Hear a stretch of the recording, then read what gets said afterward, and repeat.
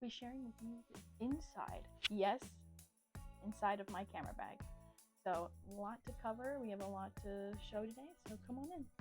Here is your cursed Polaroid of the day. Any guesses? No? Alright, didn't think you'd get that one. Did you guess Zorro at Hooters? Probably not. But that's okay.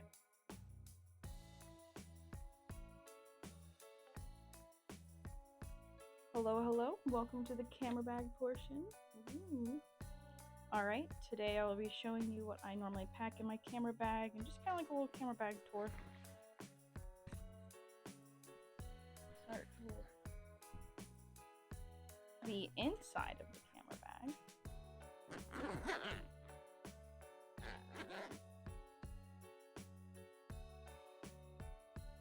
There we go. Here is my baby girl. My beautiful baby.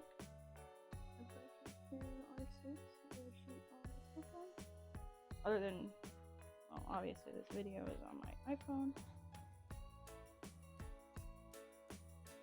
Very important things you should be packing. Do not forget your battery packs, battery pack chargers,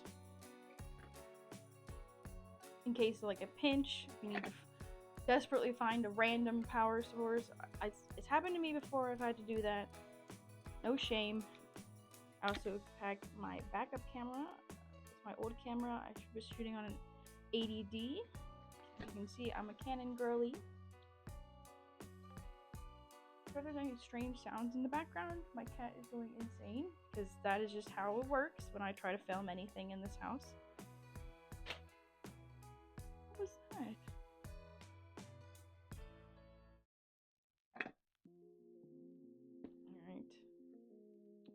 Yeah, and then I have my lenses in here. I think I pack normally 4 lenses. I have one lens for my backup camera, because sadly it is not the same lens system. I do have an adapter for my old camera, so that this lens can still be used on my older or my newer camera. That's the back inside portion. Already pretty packed. We're all good to go. Now let me show you some things. So here I have these little funnel straps where you can put your phone in it, or I like to store my business cards in it.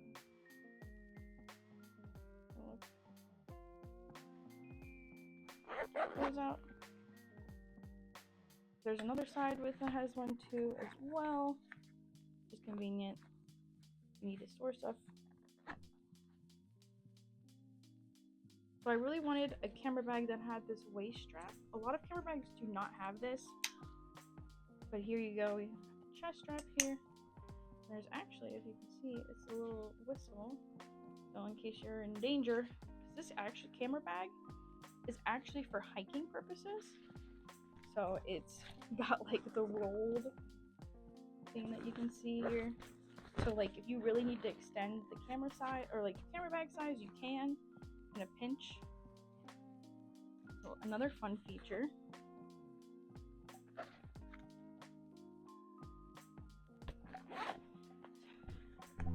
Open this. Another important thing that we should be packing: water. So put your water bottle in here, and then it's nice because you can just zip it back up inside if you don't need it. Maybe you need to use this side for something else. Here's the water. But yeah, highly recommend packing water.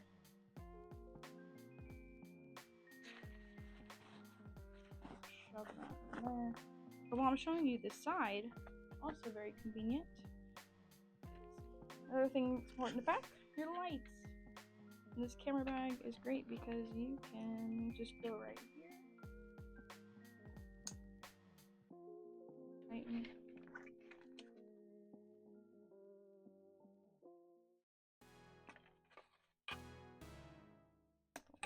A little twisted up. Fix later.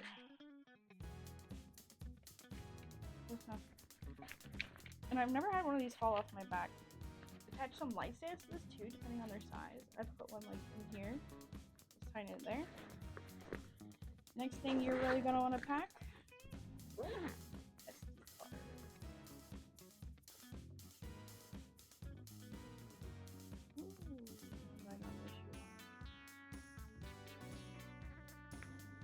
But this one's nice because it's got like a wool waterproof pack, so in case, say, it's raining, this is not going through it.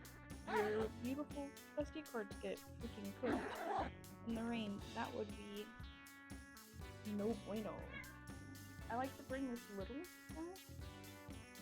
A little convenient little guy.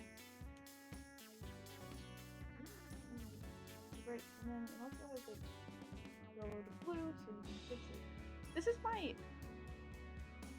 in a pinch, I need this, and it's kind of convenient too because you can attach it directly to your camera. Say it's really dark or you can't shoot where you want, and you need an extra little bit of light. It's pretty small, easy to. These next ones are extremely important.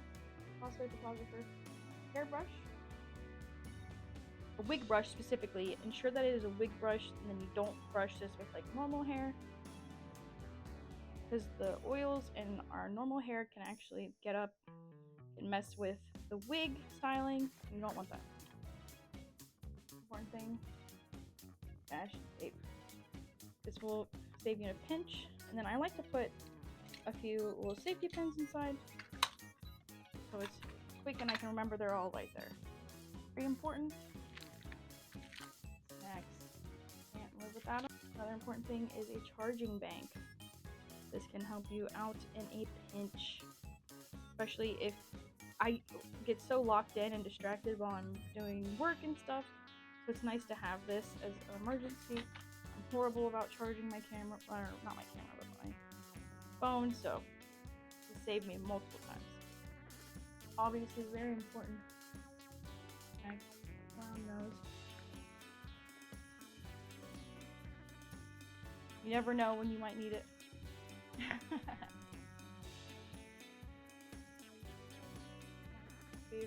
My newest one in my collection, very cool. Oh look, you can see Chopper through it.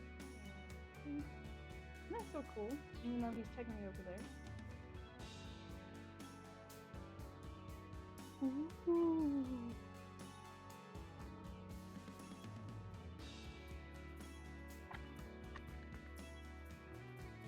That's pretty cool. It was like pre-order too, so it was very like it creates some fun with that. Camera. Like, ooh, look at these pretty sparkles.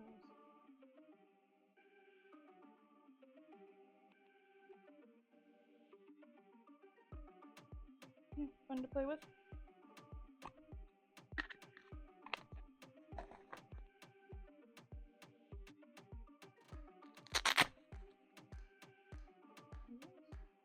Ooh, this one's fun. It's like really cool swirly effect. And everything that the light does not touch. Ooh, that's cool. So yeah.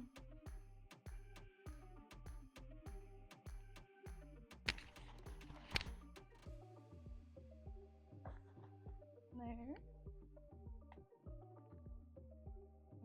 fun little prism.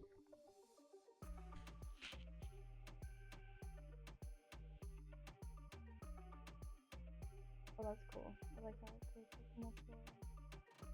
Ooh, the clown! And I see Chopper for a second. Oh, there's Chopper.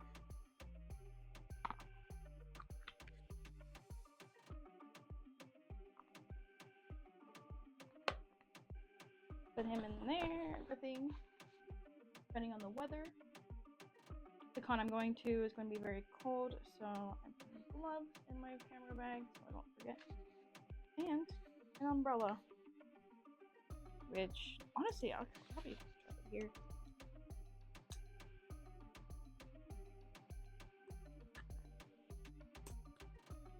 Also, umbrella can be nice because I've actually used it not only to like keep myself not getting wet, I've also used it as a prop. It did get ruined because I used it for a prop, but you know what? I think it was worth it. And another very important part. I have so many of these, like just laying around. Normally you want them sealed because that gives less likely of certain debris getting inside, but you know. Hey, Future Kara here. to let you know that all of the items I have described can be found in the description below. There you go. Now I'm already... Oh, what's this? Kudos. If you are a fan fiction enjoyer, you will know what that means. So if you want people to respect your time at a convention, you should be respecting their time. If you have a scheduled photo shoot with someone, you should be working with them within that time slot that you had previously discussed, whatever the time is. Obviously, if someone's like, hey, we're done early and I'm good, that's one thing. I'm more talking, you should not be going into your next time slot and just trying to push people back. I've known someone who's done this before, and I've heard, or actually it's happened to me personally. I kept getting messages from my photographer, hey, I need to push it back an hour. I'm like, huh? That's, when you think about it, cons are very set times, like you have to be at this place, there's events, they're timed. And most people, when they book a photo shoot, they're booking that time for a specific reason. Maybe they like that time of day, maybe that just fit perfectly in their schedule. Be respectful of people's times. Obviously things happen, but you shouldn't just do it just because you wanted to make sure you got the shot for the last person, if that makes sense. So I export all of my shoots from Session.